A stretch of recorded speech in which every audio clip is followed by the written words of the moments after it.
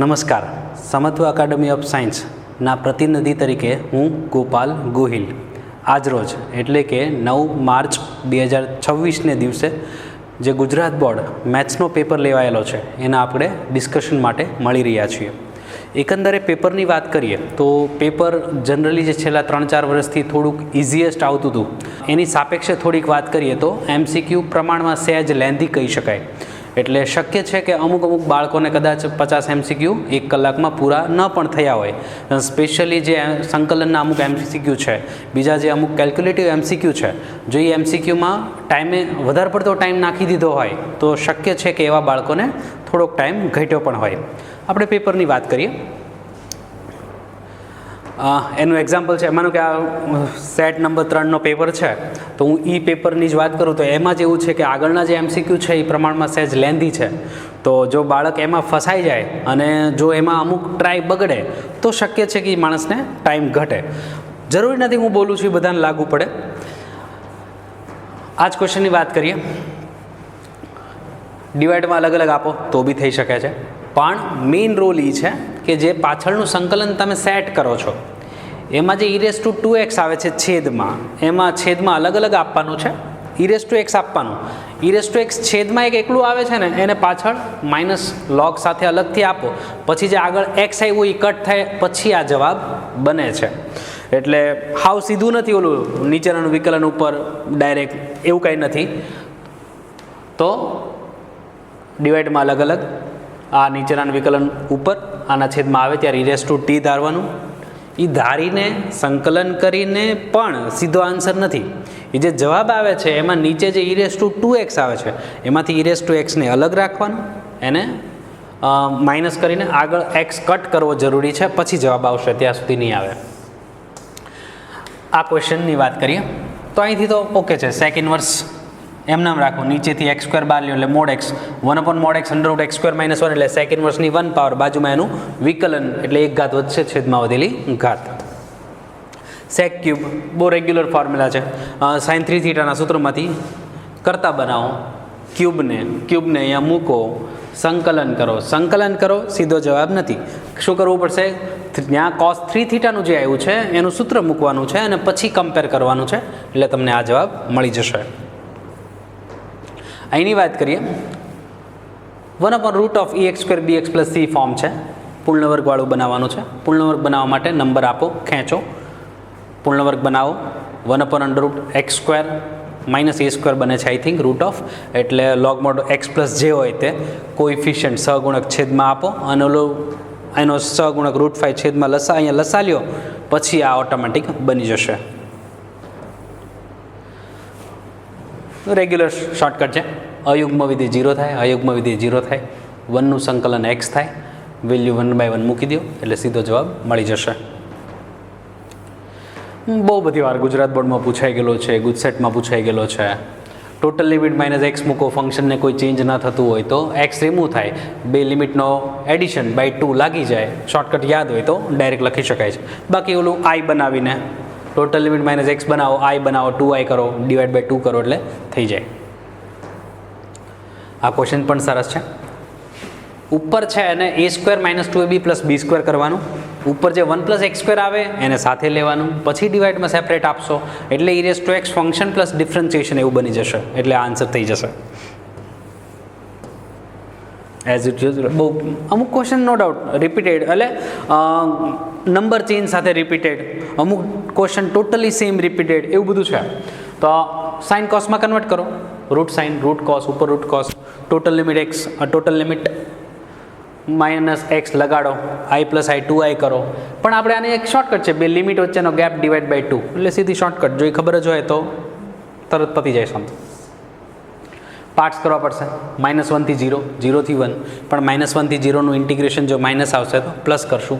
એરિયાની વાત છે એટલે ઓટોમેટિક આન્સર આવી જશે. 0 થી π ડાયરેક્ટ ઉપર પ્લસની જ વાત છે એટલે કોઈ ટેન્શન નથી. 0 થી π નું સંકલન કરો, સાઇનનું.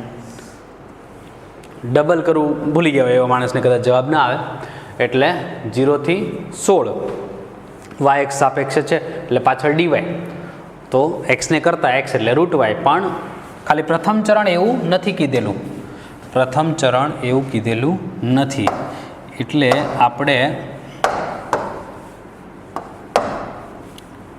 પ્રથમ ચરણ એવું ફિક્સ નથી, એટલે આપણે ગણશું એટલું મળશે, ડબલ કરવું જરૂરી છે, એ એક ખાસ ધ્યાન રાખવાનું છે. એમાં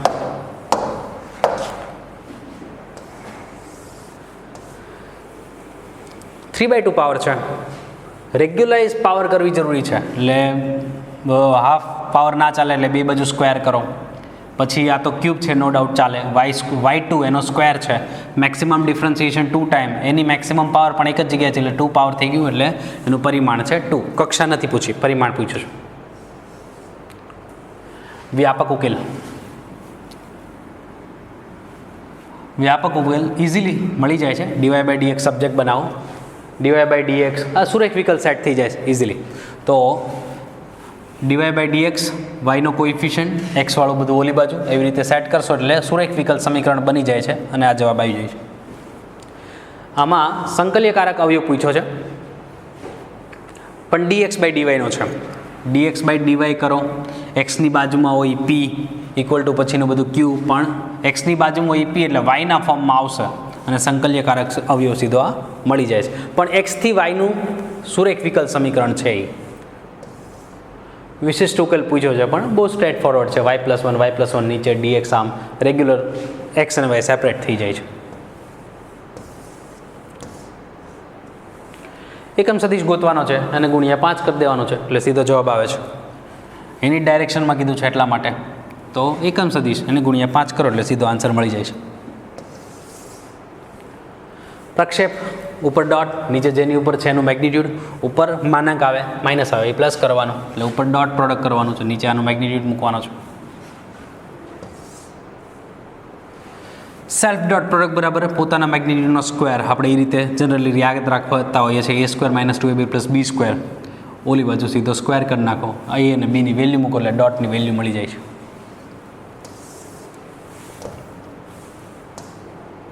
બે વચ્ચેનો એંગલ માંગ્યો છે, cos θ લગાડો, cos θ લગાડ્યું, ઉપર ડોટ નીચે મેગ્નિટ્યુડ, પણ એ પ્રમાણે આન્સર નથી તો ઓપ્શન પ્રમાણે સાઇન ઇન્વર્સમાં ચેક કરવું પડશે. કોસ ઇન્વર્સ જોયું તો આ બે આન્સર નથી તો સાઇન ઇન્વર્સમાં ચેક તો કરશું ને, આન્સર આવી જશે. સીધો ટ્રાયંગલનો એરિયા છે, /2 લખવાનો છે, a × b કરવાનું છે. ઓરિજિનની રિસ્પેક્ટમાં છે એટલે બાકી કદાચ તમારે સાઈડનો વેક્ટર કાઢવો પડે તો ધ્યાન રાખવાનું. એટલે a × b/2 સીધો આન્સર આવે છે. વિરુદ્ધ દિશામાં તો cos θ, θ એટલે -π છે ને, થીટા છે એટલે પાઈ છે, એટલે વિરુદ્ધ દિશામાં છે એટલે dot cos θ = dot upon magnitude cos θ, θ પાઈ મૂકો એટલે -1 into magnitude separate. Alpha beta gamma ready છે, સહેજ શબ્દ બદલાવે તો ધ્યાન રાખવું જોઈએ. આલ્ફા બીટા ગામા રેડી છે, cos alpha cos beta cos gamma લગાવો એટલે દિક કોસાઇન તૈયાર થઈ જાય.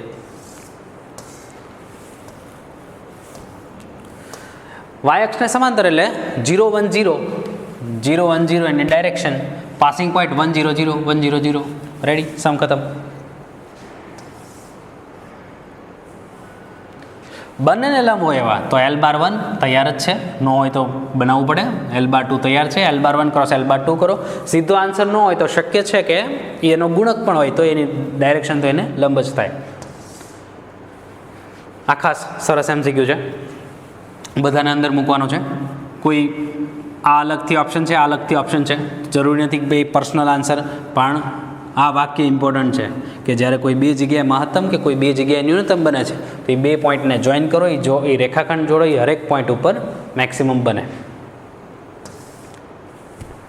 1/1 ડેટા રાખો એટલે સીધો આન્સર આવી જાય છે.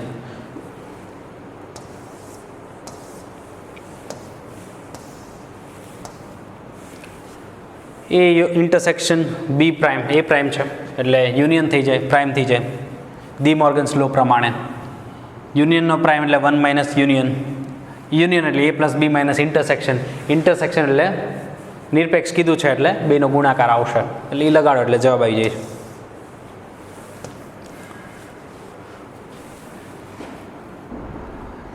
a/b તો ઇન્ટરસેક્શન નીચે b, એ ફોર્મ્યુલા લગાડો, પછી a ને b ને ઇન્ટરચેન્જ કરો એટલે ઓપ્શન બની જાય છે. માનો કે આ આપ્યું છે તો આપણે ફોર્મ્યુલા શું છે, A intersection B is equal to A under B બાજુમાં B, P of B, right. તો આ અહીંયા લગાડી દઈએ, આની બદલે શું લખીએ, ઇન્ટરસેક્શન અપોન બી. ઓકે, તો હવે આ બીને આમ લઈ લો, એને આમ લઈ લો, એટલે આ શું થઈ ગયું, ઇન્ટરસેક્શન આ એ આ બી. આપણે બીની રિસ્પેક્ટમાં ઓપ્શન છે ને જાજા. ઓકે, હવે ઇન્ટરસેક્શન એટલે પાછું બીજું ફોર્મ્યુલા શું છે, તો કે હવે રિસ્પેક્ટ કોણ છે, બી એ, તો બી અંડર એ બાજુમાં એ, તો એ કટ થઈ ગયું એટલે બી અંડર એ ગ્રેટર થઈ ગયું ને, ઓપ્શન થઈ જાય છે.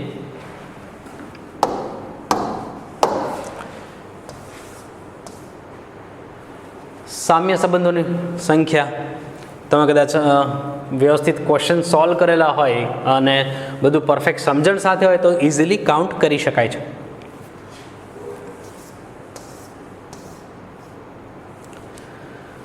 નાનું એવું એમસીક્યુ છે પણ વિચારીને જવાબ દેવો જોઈએ. 5 ભાઈબંધ છે, એમાંથી 5 ભાઈબંધ કવર થાય, કોઈ દિવસ 6 ભાઈબંધ કવર થાય નહીં, એટલે વ્યાપ્ત કોઈ દિવસ થાય જ નહીં, એટલે એવા કંઈ ના બને. મોટાભાગના છોકરાઓએ ભૂલ કરી હોય, એમ N of D permutation N of A ચડાવી દીધું હોય. Z ટુ Z છે, વેલ્યુ રાખીને પણ ચેક કરી શકો છો. 1 1 1 2 એક વ્યાપ્ત બંને થાય એવું બી એક જ ઓપ્શન છે. આ સ્ક્વેર છે, રિપીટ થઈ જાય આન્સર. 2x છે એટલે ખાલી ઓડ કવર થાય, ઓલામાં ખાલી ક્યુબ કવર થાય. sin 2 થીટા, આ થીટા છે કોટ ઇન્વર્સ, અને તમે તારે કોટ ટેન ઇન્વર્સમાં કન્વર્ટ કરી લેજો. sin 2 થીટા 2 tan થીટા પણ 1 + tan સ્ક્વેર થીટા, વેલ્યુ રાખો, જવાબ આવશે. tan ઇન્વર્સ રેન્જ પૂછે છે, -π/2 થી +π/2. cos ઇન્વર્સનો પોતાનું -1 થી 1 ની વચ્ચે રહે, એમાંથી તમે x કાઢી લ્યો એટલે આન્સર આવશે. અમુક ટેક્સ્ટ બુકના બેઠા એમસીક્યુ છે, ઓપ્શન ચડાવવો જોઈએ, બાકી નહીંતર એવું નથી કહેતો રેગ્યુલર ડિસ્ક્રિપ્ટિવમાં હોય તો આપણે વ્યવસ્થિત જ ગણવો પડશે, પણ અત્યારે ઓપ્શન ચડાવવાથી ઇઝીએસ્ટ વે છે. માનો કે તમે આ મૂકશો તો આ નથી, આ ઓપ્શન નથી, આ ઓપ્શન નથી, આ એક જ હોય દો, બધામાં 1/2 છે તો બેટર, અને 0 રાખશો એ સેટિસ્ફાઈ થાય છે, સમ ખતમ એમ. બાકી ઓલી આખી રીતે ગણવા જઈએ ટાઈમ વધારે બગડશે. 0 1 યા 2 એટલે ઓપ્શન રેસ ટુ ક્વેશ્ચન આપણી એક શોર્ટકટ છે ને, કે ચાર જગ્યા છે, ઓપ્શન કેટલા છે 3, 3 આન્સર. વ્યસ્ત શ્રેણિકની પ્રોપર્ટી છે, a into a inverse into a, આ જ થાય. સંમિત આપ્યા છે, એણે સંમિત આપ્યા છે, તમે એપ્લાય કરો, આખાનો ટ્રાન્સપોઝ લ્યો, ટ્રાન્સપોઝ સેપરેટ આપો, મલ્ટિપ્લિકેશનમાં રોટેટ કરો, એટલે ઓટોમેટિક એ પોતે પણ સંમિત થઈ જાય છે. કેલ્ક્યુલેટિવ છે, એ સ્ક્વેર કરો, અહીંયા રાખો, એની વેલ્યુ રાખો, આઈ કમ્પેર કરો એટલે કે મળી જશે. એમાં ક્યારેક ટ્વિસ્ટ થઈ શકે છે, એમ આ 4 જગ્યાએ કે આવતો હોય, 3 જગ્યાએ સેટિસ્ફાઈ કરે ને 1 જગ્યાએ ન આવે, અને ઓપ્શનમાં નન ઓફ ધીસ હોય ત્યારે ખાસ કેર કરવી. સોલ્વ કરો, એક્સની વેલ્યુ મળી જશે. 2 વેલ્યુ મળે છે પણ ઓપ્શનમાં એક જ આપેલી છે. પ્લસ ઓર માઇનસ લેવાનું છે.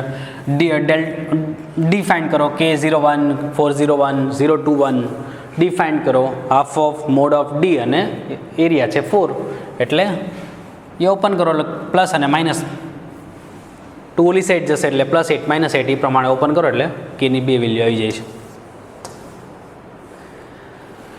સામાન્ય શ્રેણિક, આમાં ઘણા છોકરાઓને ભૂલ થઈ હશે. આપણે જનરલી આપણે ક્લાસમાં બોલેલા હોય, સામાન્ય શ્રેણિક હું રેગ્યુલર વાત છે. રેગ્યુલર વાત એટલે શું, તો કે ઇન્વર્સ મળે તો ડેટ એ 0 ન હોય, ડેટ એ 0 ન હોય તો 1 પણ ડેટ એ, ડેટ એ 0 ના હોય તો 1 પણ ડેટ એ, સમ ખતમ. ઘણા છોકરાઓ કદાચ આમાં અસામાન્યવાળી વ્યાખ્યા મૂકીને હોય આવેલા છે. ક્યુબ બહાર નીકળે, 3 નો ક્યુબ 27, ડેટ એ સોલ્વ કરીને મૂકી દો, આન્સર આવી જાય છે.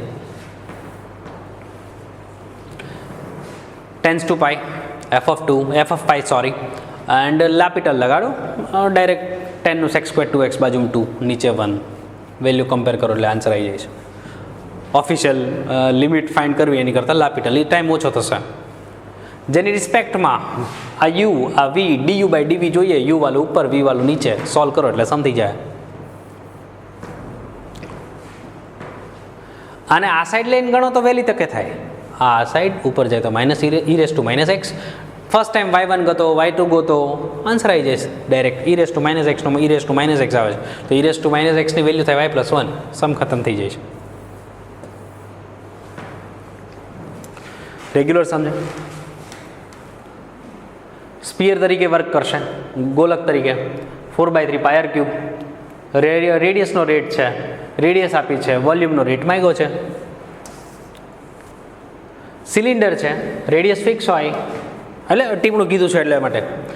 હાઇટ ઘટે છે, હાઇટનો ઊંડાઈ વધવાનો દર માંગ્યો છે અને અંદર ભરી રહ્યા છે એટલે વધશે. વોલ્યુમનો રેટ આપ્યો છે તો હાઇટનો રેટ માંગ્યો છે. સિલિન્ડર છે, પાયર સ્ક્વેર એચ, રેડિયસ ફિક્સ હોય, એચનો રેટ માંગ્યો છે એટલે એપ્લાય કરો એટલે સમ થઈ જશે. વિકલન કરો, વધતું ધન લઈ લો, એક્સ મળી જશે. બધા ઓપ્શન છે એ પેરાબોલા ઉપર છે, બધા અંદર છે જ, તો ડિસ્ટન્સ ગોતો, મિનિમમ આપે આન્સર. ઓફિશિયલ ઘણો લેન્ધી થાય, પણ આ ક્વેશ્ચન બોર્ડમાં એટલી વાર પૂછાઈ ગયેલો છે, ગુજકેટમાં એટલી વાર આ કન્સેપ્ટ પૂછાઈ ગયેલો છે, તો સીધું બધા પોઈન્ટ એક તો પેરાબોલા ઉપર હોવા જોઈએ અને ડિસ્ટન્સ ગોતો એની મિનિમમ હોવું જોઈએ, તો સીધો આન્સર આવે ને. ઓફિશિયલ ગણવામાં ટાઈમ વધારે જાય એવું, બીજું કાંઈ નહીં. પાર્ટ બીની વાત કરીએ તો આમ પાર્ટ બી તો આમ 100% તમારે આમ આખો નોન એમ કહી શકાય. એમ તમે એવું ના કહી શકો કે આ ક્વેશ્ચન ના આવડે, એટલે કે full marks 100% full marks part B જે છે એ હરેક ક્વેશ્ચન ટોટલી નોન છે, ટેક્સ્ચ્યુઅલ છે એમ કહી શકાય. અમુક ક્વેશ્ચન સાવ સેમ ડેટા સાથે પણ સેમ છે એવું બધું કહી શકાય. એટલે પાર્ટ બીમાં એટલો બધી તકલીફ નથી. ખાસ પાર્ટ એમાં ટાઈમે MCQ ખતમ થાય એ મહત્ત્વનું છે. બાકી એઝ ઇટ ઇઝ આમાંથી તમે પેટર્ન વાઇઝ ગણવા જાઓ તો તમે આમ પાર્ટ બીમાં તો આમ કંઈ અનનોન છે એવું કહી જ ન શકો. એમ હરેક મેથડ તમને ટેક્સ્ટ બુકમાં જોવા મળશે, હરેક ક્વેશ્ચન કે એકાદ બેમાં ડેટા ચેન્જ સાથે અમુક ક્વેશ્ચન જોવા મળશે. રેગ્યુલર છે જે સંકલનનો 4 માર્ક આવે છે જે ટાઈપનો, ડિફરન્શિયલ ઇક્વેશનનું જે આવે છે, વિકલ સમીકરણનો જે આવે છે, વિકલનનું જે આવે છે, મેટ્રિક્સનું જે આવે છે, બધું એઝ ઇટ ઇઝ છે. અમુકનો આ વધારે પડતો ઇઝી ક્વેશ્ચન મૂકી દીધેલો છે.